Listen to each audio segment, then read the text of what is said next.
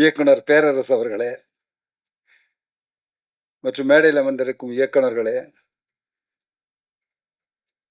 தென்னிந்திய திரைப்பட சென்னை குணல் சென்னை நடிகர் யூனியன் தலைவர் அசோக் அவர்களே, செயலாளர் சுகுமார் அவர்களே, பொருளாளர் ஜான் அவர்களே, இங்கே இந்த மோனிகா மோனிகா அந்த மாதிரி ஒரு பெரிய ஹிட் ஆச்சு சாங். அந்த மாதிரி ஒரு பெரிய ஹிட்டாக கொடுக்க வேணும் இந்த மோனிகா ஹீரோயின். அஜித் சாரை பற்றி சொல்ல வேண்டியதே இல்லை. ஆனால் இந்த அஜித் சுழற்றுவார். சிலம்பத்தை மட்டுமல்ல, இண்டஸ்ட்ரியும் சுழற்றுவார் நம்பிக்கை எனக்கு இருக்கு. கூல் சுரேஷ் அவர்களை நீங்கள் ரொம்ப நல்லா பேசுனீங்க. ஆனால் ஒரு விஷயத்தில் எனக்கு கொஞ்சம் சின்ன வருத்தம் உண்டு, அதையும் தெளிவுபடுத்துறேன். அதாவது எங்கள் சங்கத்தின் தலைவர் அப்படியே கால் நடுங்குச்சு, கை நடுங்குச்சுன்னீங்களே, அதெல்லாம் நடுங்கிற கூட்டமே கிடையாது. நாங்கள் நடுங்க வைக்கிற கூட்டம். அதை முதல்ல நீங்கள் புரிஞ்சுக்கணும். ஆனால் உங்கள் சிறப்புமிக்க எங்கள் யூனியன் மெம்பர் தான் அவர். ஆனால் அவருக்காகவும் நீங்கள் குரல் கொடுத்து லெஜெண்டிலேருந்து அவருக்கு பண்ணாங்க முத்துக்காளையின் போது. நிச்சயமாக உங்களுக்கு நான் வணக்கத்தை சொல்லிக்கிறேன். அந்த லெஜெண்ட் இது பண்ணவங்களும் என்னுடைய நன்றியினை சொல்லுகிறேன். எங்கள் அருமைக்குரிய இயக்குனர் திரு ஜோதி அவர்களே, பாசத்துக்குரிய என் அருமை சகாக்களே, இங்கேருந்து போய் கன்னடத்தை கலக்குன்னு கலக்கக்கூடிய மியூசிக் டைரக்டர், என்ன பியூட்டிஃபுல்லாக மியூசிக் பண்ணிருக்காரு. என்ன விழா நாயகன் அவர் தானே. என் அருமை சகோதரர் எஸ்பிபி சொல்லும்போது சொல்லுவார், மியூசிக் அந்த ஃபஸ்ட்டு எழுத்து மியூசிக்கில் எம். அந்த எம் எடுத்தால் என்ன ஆகும்? யூசிக். நீ வியாதியஸ்தன் ஆகிடுவ. அந்த எம்ன்றது என்ன? மெலடி. அதை தான் கொடுத்துருக்காரு நம்ம மியூசிக் டைரக்டர் இந்த படத்தில். உண்மையிலேயே பேரரசு சார் அவர்கள் சொல்லும்போது அந்த அழுகாட்சி பாட்டு ஒன்று இருக்க, அந்த பாட்டு உண்மையிலேயே கலங்கடிக்கிற பாட்டாக்க தான் கொடுத்துருக்கீங்க. நீங்கள் மென்மேலும் சிறந்து மீண்டும் தமிழகத்திற்கு வரணும்.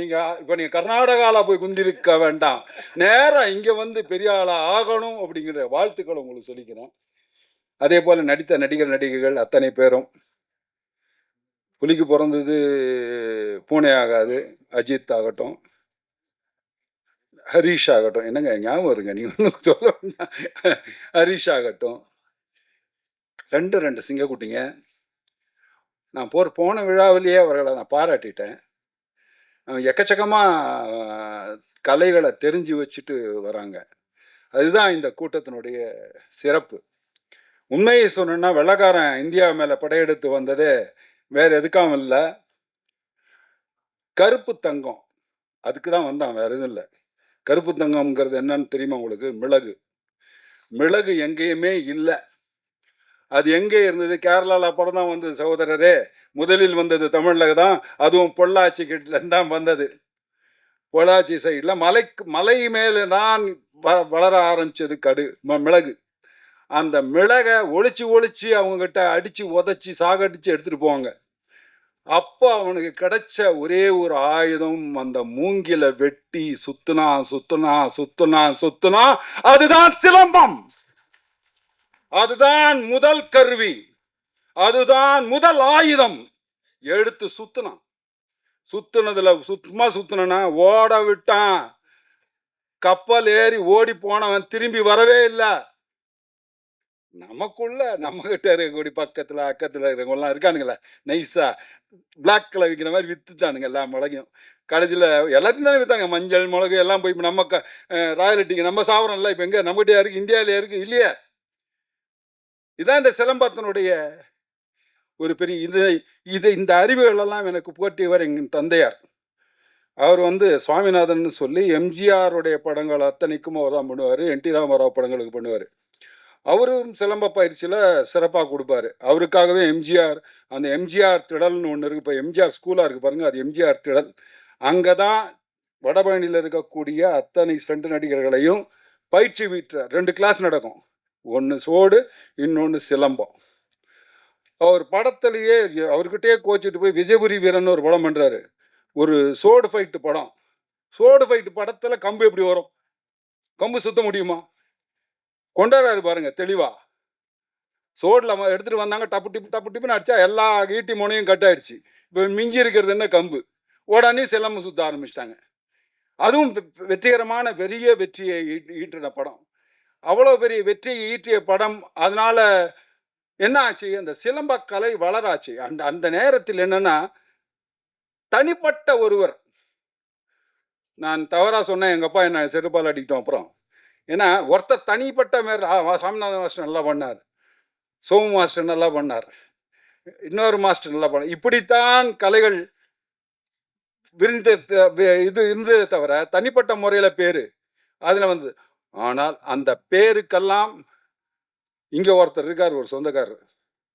சிலம்பம் மாத்தி சுவண்டு சுவண்டு அடிக்கிறதில்ல. சிலம்ப ஆசான்னா அது பொருத்தமான ஒரே ஒரு ஆள் இங்க இருக்கார், பாண்டி மாஸ்டர். அவர்தான் தான் பெற்ற இன்பம் இவ்வையகம் பெற வேண்டும் என்று சிலம்பத்தை கத்துக் கொடுத்து இன்னைக்கு ஸ்டண்ட் யூனியன்ல இருக்க இத்தனை கிட்டத்தட்ட 500-600 பேர் வந்து மெம்பரா இருக்காங்கன்னா அவர் கிளாஸ்ல பயின்ற மாணவர்கள் தான். அந்த ஒழுக்கமும் ஒடுக்கமும் அவர்கிட்ட கத்துக்கிட்டதான் சிறந்த நடிகர்களாக இருக்கக்கூடிய இன்னைக்கு பெரிய பெரிய நடிகர்கள் இங்கே இருக்கிறவங்களும் சரி, பாம்பேல இருக்கிற நானே சொன்னேன், நான் நிறைய கிளாஸ்ல கொண்டாந்து அட்டன் பண்ண வச்சு இன்னைக்கு எல்லாருமே டாப் ஸ்டாரா இருக்காங்க. எப்படி இருக்காங்க? அந்த ஒழுக்கம், நுண்ணறிவு, அதை எப்படி கத்துக்கணும், முறைப்படி எப்படி கத்துக்கணும், அந்த முறையை கற்றுக் கொடுத்தது அந்த வல்லமை பொருந்திய அவர்தான். அவர்தான் இந்த சிலம்பம் சிறக்கிறதுக்கு அது வழிவகுத்தாரு. நிறைய போய் சேருவதற்கு ஜெயலலிதா பீரியட்லயும் சரி, கலைஞர் பீரியட்லயும் சரி, எல்லார் பீரியட்லயும் அதை கற்றுக் கொடுத்து அதுக்கு ஒரு இதை அமைச்சு அது எல்லாம் உலகம் போறா மாதிரி. இன்னைக்கு கூட அவர் பேசும்போது சொன்னேன், உலகத்துல டாப்ல இருக்கக்கூடிய காளிதாசர் அவருடைய இதை வச்சிருக்காங்கன்னு. இதெல்லாம் எப்படி அவருக்கு தெரியுது? அப்டேட் பண்ணிக்கிறது. என்ன அப்டேட் பண்ணிக்கிறது? இந்த சிலம்பம்ங்கிறது சாதாரண விஷயம் இல்ல. ஒரே ஒரு சிலம்பம் 100 பேரை கூட அடிக்க முடியும். ஒரு படவீச்சு அந்த பாப்பா சுத்திச்சு பார்த்தீங்களா, படவீச்சு பேனர்னு மாஸ்டர் கத்துனாரு, இங்கேருந்து கிழந்துக்கிட்டு கிழிஞ்சிருமோ பேனர். பேனர் கிழிஞ்சு இங்கே சுத்தினா மிச்ச பேர் தலையெல்லாம் போயிடும். ஏன்னா பொட்டு வைக்கிறது அலங்கார பாடம். ஆடி சாந்து பொட்டு இப்போ இவர் சொன்னோம்ல, அந்த பொட்டு வச்ச பாடம் அலங்கார பாடத்தில் வைக்கிறது தான் பொட்டு வைக்கிறது. சுத்தி அடிக்கிறதுன்றதெல்லாம் கலை, அந்த ஒரு மாபெரும் கலை. முதல்ல பெரிய பெரிய வணக்கங்களையும் வாழ்த்துக்களையும் நான் இவருக்கு சொல்லணும்னா, அதை ஒரு திரைப்படமாக்க எடுத்துக்காட்டி அந்த ஊக்குவிக்கணும் இந்த சிலம்ப கலையை அப்படின்னு கொண்டு வந்த ஜோதிக்கு என் மனமார்ந்த வாழ்த்துக்கள். அதை சிறப்பா இவர் ஒருத்தர், நாங்க இருக்கோம் இப்போ இயக்குனர் சொல்லும்போது கூட சொன்னாரு பேரரசு சார், அவர் பரந்த மனசு, விரிஞ்ச மனசு. அவரு எங்களை பாராட்டுறாரு. அவருக்கு அது எப்பவுமே அடுத்தவங்களை பாராட்டுறது. ஆனால் இந்த ஸ்டண்ட் இயக்குனர்கள் இப்ப எல்லாருக்கும் முன்னாடி ஹீரோ இருப்பாரு. அந்த ஹீரோக்கெல்லாம் மெயினா தேவைப்படுறது என்ன, ஒரு நல்ல கதை. கதை இல்லைன்னா எந்த கத்திரிக்காயும் வேவாது. ஒரு கத்திரிக்காய்னா கூட ஒரு நல்ல கதை வேணும். இங்க நாகிரெட்டியார் அவர் சொல்லும்போது அதிர்ஷ்டம்னா என்ன அப்படின்னு கேட்கும்போது சொன்னார், என்ன சார் அதிர்ஷ்டம்? அதிர்ஷ்டம்னா நல்ல கதை கிடைக்கிறது. அதான் அவர் சொன்ன வார்த்தை. நல்ல கதை கிடைக்கிறது தான் அதிர்ஷ்டம். அதை இயக்குவது. இப்போ பாருங்க, முன்னாடி 100 படம், 150 தாசநாராயண ராவ் இங்க இருக்கக்கூடியவர்கள் எல்லாருமே 100-150 படம் இன்னைக்கு பண்ண முடியுதா? ஏன் பண்ண முடியல? ஏன்னா உன் கதையை நீயே தேடி கொண்டு வந்து நீயே எங்களுக்கு சொல்லு, அப்பதான் நீ ஹீரோ, அப்பதான் ஒத்துக்குவேன். 5 வருஷம் கழிச்சு ஒரு படம். அப்போ திரைக்கதை எழுதியவர்கள் வேற ஒருத்தர், கதை எழுதினவர் வேற ஒருத்தர். கதை இலாக்கா எழுதும், அதை திரைக்கதை பண்ணி இயக்குவது இயக்குனர் பண்ணிட்டு இருந்தாங்க. அந்த காலத்தில் அப்படி பண்ணிட்டு இருக்கும்போது அவங்களால நிறைய படங்கள் பண்ண முடிஞ்சது, நிறைய படங்கள் வர முடிஞ்சது. தொழிலாளர் தோழர்கள் வாழ்ந்தார்கள், பிரமாதமாக இருந்தாங்க. எல்லாரும் ஒரு ஒரு உத்தமமான ஒரு வேலையை செய்கிறோன்ற பயபக்தியோட வேலை செஞ்சாங்க. இன்னைக்கு பயமும் காணும், பக்தியும் காணும். ஏன் அந்த பக்தியை காணும்னா, எப்படி போய் நம்ம யாருக்குமே தெரியும், எல்லாம் ஒளிஞ்சு மறைஞ்சு. இன்னைக்கு மியூசிக் டைரக்டர் இருக்காரு. இன்னைக்கு என்னாச்சு, முதல்ல நான் எவ்வளோ போராடினேன் உங்களுக்காக. அதுக்கு முன்னாடி வந்து 40 வயலின் அவங்க வாசிக்கிற 40 பேர் இருப்பான். அப்படி எட்டி எட்டி பார்த்துட்டு நல்லா வருதா சாங்கு அப்படின்னு பக்கத்தில் உட்காந்துக்கிட்டு எல்லாம் அங்கே ஒரு டீமினா இருப்பான். போடும்போது நமக்கு தெரியுது. அது சார் கொஞ்சம் இங்கே ஒரு வயலின் இது ஒரு வீணா இருந்தால் நல்லா இருக்குமே டைரக்டர் கேட்பார்.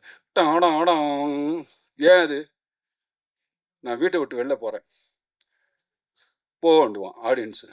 நான் வீட்டை விட்டு வெளில போகிறேன் டாடம் ஆடம் ஒரு பொம்பளை அந்த ரீரிகார்டிங் தூக்கி கொடுக்கும் அந்த சீனை. அதுதான் அந்த ஆர்ஆர். அதுக்கு தான் அந்த மியூசிக் அவ்வளோ உதவுது. அந்த மியூசிக் இல்லாமல் எப்படி ஒரு திரைப்படம் வர முடியும்? மியூசிக் அவ்வளோ இம்பேக்டாக இருக்கக்கூடியது. அப்படி ஒரு இந்த மூங்கில் இப்போ பெரம்பில் செய்கிற சிலம்பத்தை பார்த்தீங்க, மூங்கிலில் செய்யும்போது இதில் வரும். அதில் மூங்கிலில் செய்யும்போது புல்லாங்குழல் சவுண்டை மீறிய ஒரு சத்தம் வரும். அந்த சத்தம் எவ்வளவு சுகமாக இருக்கும் தெரியுமா? சண்டை போடுறாங்களா இல்லை விளையாடுறாங்களா? எவ்வளோ அற்புதமாக பண்ணுறாங்க அவங்க அப்படிங்கிற ஒரு விஷயம் வரும். அந்த கலை மேல் ஈர்க்கப்படுவார்கள். பெண்களும் வந்து சேருவாங்க. அப்படி பாண்டிய மாஸ்டர் கிளாஸில் ஒரு பொண்ணு வந்து சேர்ந்து அவரே நிறுத்த சொன்னா கூட நிறுத்தாம இன்னைக்கு ஒரு பெரிய ஸ்டார். அந்த பொண்ணு பேர் என்னங்க? ஹன்சிகா, சாய் தன்ஷிகா. இப்போ கூட ஒரு படம் பேர யோகிடான்னு ஒரு படம் பண்ணாங்க. What on action she did. சரி, இதெல்லாம் நீங்கள் ஞாபகம் வச்சுக்கணும். இதெல்லாம் as a heroine you have to look after. C Vijayashanti பண்ணாங்க. நாங்கெல்லாம் கோவம் வந்து விஜயசாந்தி ஏன் ஒன்று ஆக்க முடியாவா நீ பண்ணு எனக்கு ஆக்கி விட்டேன். ஸோ கோபம் வரணும். கோபம் வந்தால் தான் அழுகை. அழுகை எதுக்கு வருது தெரியுமா? கோபத்தை கழுவுவதற்குத்தான் அழுகை வருகிறது. வேற எதுக்கு வருது? கோபத்தை கழுவுவதற்கு வருகிறதா அழுகை. அந்த கோபம் வரலன்னா போனோம் வரணும்ல, வராம எங்க போயிடும்? அந்த உணர்வுகளும் உணர்ச்சிகளும் எவ்வளவு இருந்தாலும் கட்டுப்படுத்தி செய்யக்கூடிய ஒரே ஒரு ஸ்டண்ட் கலை என்றால் நாங்கள் தான். அண்ணன் சொன்னாரு, பரமேஸ்வரி என்னை நான் பண்ணும்போது ஜெயிப்பீங்கன்னு. எப்பவுமே கை கொடுக்குது அவங்க தானேப்பா நமக்கு. வேற யாருப்பா கொடுத்துருக்கா சொல்லு? பொண்ணே கொடுக்க மாட்டான் நமக்கு. எவனா ஒருத்தன்னு சொல்லு, நான் என் பொண்ணை கொடுத்துருக்கேன். எல்லாம் காதல் கல்யாணம் தான் ஸ்டண்ட் நடிகர்ந்து. ஆமாங்க. ஏன்னா உயிரோட வருவானா, இருப்பானா, சாயங்காலம் தேருவானா, கை உடையுமா கால் உடையுமான்னு இப்படி கடவுளை வேண்டிக்கிட்டு உட்கார்ந்து கிடக்கணும். இது எனக்கு தேவையா அப்படின்னு நினைப்பான். ஆனால் ஒரு வார்த்தை சொல்லுவான், நீங்கள்லாம் படத்துலலாம் பார்த்துருப்பீங்க, என் உயிரை கொடுத்தாவது உன்னை காப்பாற்றுவேன்னு சொல்லுவான். ஆனால் உயிரை கொடுத்தும் காப்பாற்றக்கூடியவன் சென்று நடிகன். அவன் தான் இன்னும் அதை சாகர வரைக்கும் அதை காப்பாற்றிக்கிட்டே இருக்கான். புரியுதுங்களா? சரி, அப்படி ஒரு காப்பாற்றக்கூடிய ஃபேமிலியில இருந்து ஒருத்தர் வந்திருக்காரு. இவரை காப்பாற்ற வேண்டிய கடமை யாருதுன்னா உங்களுது. ஊடக நண்பர்களும் நீங்க தான், பத்திரிகையாளர்களும் மீடியாக்களும் உங்களை கைகூப்பி கேட்கிறேன், தயவு செய்து இந்த படத்தை பெரிய லெவல்ல கொஞ்சம் நீங்க புஷ் பண்ணுங்க ஐயா. பெருசா இல்லை, கொஞ்சமாவது அப்படி புஷ் பண்ணுங்க ஐயா. அது போதும் எங்களுக்கு. நாங்க ரொம்ப சந்தோஷப்படுவோம். அவ்வளவுதான் எங்களுக்கு வேணும். வெற்றின்னு ஒரு சொல் வந்தா போதும். இப்ப எப்படி அரசாங்கத்துல வெற்றி வந்திருக்கோ எல்லாம் சொன்னாங்கல்ல, எனக்கு இன்னைக்கு கூட அப்படி பார்த்தா பேரரசர் அப்படி பொங்கி வரும். அவருடைய ஸ்பீச்சுங்கெல்லாம் நான் கேட்டு அட ஒரே ஒருத்தர் தான் பேசிட்டு இருந்தார், வேற யாரும் கிடையாது. ஏன்னா என்ன கூட்டம், என்ன பெரிய கூட்டம், வெறும் ரசிகர்கள் தானே, ரசிகர்கள் கூட்டம் தானே போகுது. ஆனா உள்ளுக்குள்ள ஒன்று புதைச்சி வச்சிருந்தான் பார்த்தீங்களா, நான் ரசிகன் தான், ஆனா உள்ளுக்குள்ள நான் யாரு காட்டுறேன்னு காட்டினானா இல்லையா? முதல்வர் சீட்ல உட்கார வச்சானா இல்லையா? அவன் தெளிவானவன். நீங்க படிக்கிற பசங்களெல்லாம் திட்டுனீங்க, உங்களுக்கு என்னடா தெரியும், நீங்க என்ன பார்த்துருக்க போறீங்க, நீங்க இப்படி போனா அப்படி போயிடுறீங்க, அப்படி போனா இப்படி வந்துடுறீங்க, நீங்க ஊர் சுத்ததான் லாய்க்குன்னீங்க. ஆனா போட்டா பார்த்தீங்களா ஓட்டு, தெளிவா கணக்கச்சிதமா தெரியும் சார், மூடுவேன்னாரு. அவனுக்கு எது வாழ்க்கைன்னு புரிஞ்சு போச்சு. நாமளும் இந்த மது போதைக்கோ கஞ்சா அடிச்சுட்டோ சுத்துனா நம்முடைய வாழ்வு சிறைச்சாலைக்குள் தான் இருக்கும். அது எனக்கு தேவையில்லை என்று ஒரு தலைவன் வந்திருக்கிறான். அவனை நாம் ஆதரிக்கணும், கொண்டு வரணும், கொண்டாந்தாங்க. அதுதான் விஜயுடைய வெற்றி. இந்த இமாலய வெற்றியை சாதிக்க பிறந்த தமிழக முதல்வர் விஜய்க்கு கோடான கோடி தமிழக மக்களின் சார்பாக வணக்கங்கள், வாழ்த்துக்கள். எங்கள் சங்கத்தின் சார்பாகவும் வாழ்த்துக்கள். இவ்வளவு நல்ல விஷயங்கள் இவ்வளவு பேர் பண்ணியிருக்காங்க. மறுபடியும் மறுபடியும் நான் வேண்டி கேட்கறது ஒண்ணே ஒண்ணுதான். வாழ்த்துனவங்க எல்லாருமே நல்லவங்க தான். மனசுல பட்ட துயரத்த கூட மோகன்ஜி இங்க சொன்னாரு. ஏன்னா, அனுபவசாலிகளுக்கு தான் தெரியும். எனக்கும் அந்த வருத்தம் உண்டு. இருக்கு உள்ள. ஏன் கெஞ்சுறேன்? எப்படி ரிலீஸ் ஆகப் போகுது? எப்படி பண்ண போறோம்? எப்படி நானும் பாண்டிய மாஸ்டரோட காலைல கேட்டிருந்தேன். மாஸ்டர் என்ன மாஸ்டர் பண்ணுவாங்க? எப்படி ஹெல்ப் பண்ணுவாங்க? இன்னைக்கு மோகன்ஜி சொல்லும்போது ஒரு அற்புதமான ஒரு விஷயத்த சொன்னார் அந்த வேவ்ஸ. அது ரொம்ப பேருக்கு தெரியாது. அது உண்மையிலேயே தமிழக முதல்வர் அவர்களுக்கு எடுத்து சொல்ல வேண்டியது நம்ம கடமை. அத சொல்லணும். தயவுசெய்து ஊடகங்கள் அது தயவுசெய்து அவர் சொன்ன அந்த வார்த்தைய தயவுசெய்து போடுங்க. இங்கேயும் ஒரு ஊடகம் நமக்கும் ஒரு ஓடிடி பிளாட்ஃபார்ம் இருக்கு அப்படிங்கிற தைரியத்தில அந்த சின்ன படங்க பொழச்சு போட்டுமே சார். Please sir. உங்களெல்லாம் கூப்பிட்டு நாங்க பண்றோம்னு நெனைக்கிறோமே, எல்லாரும் வாழணும்னு நெனைக்கிறோமே, எங்களையும் கொஞ்சம் வாழ வைங்கன்னு கேட்டு விடைபெறுகிறேன். நன்றி, வணக்கம்.